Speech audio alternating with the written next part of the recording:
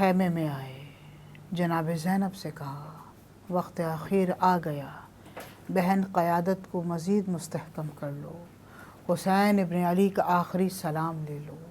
تمام مستورات ہاشمیہ نے گریہ و نالہ بلند کیا، مصائب بلند کیے۔ جناب سکینہ نظر نہ آئیں۔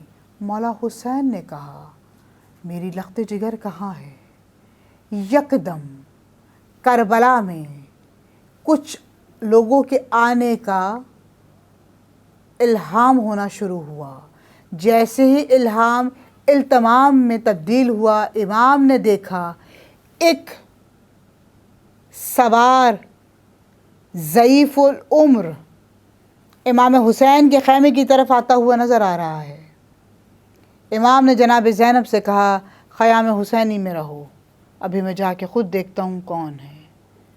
امام نے دیکھا ایک شخص آیا، سواری سے اترا، امام سے کہا امام میں قاصد صغرا ہوں، مدینے سے آیا ہوں۔ مولا نے بیٹی کا نام سننا تھا، زارو قطار روئے۔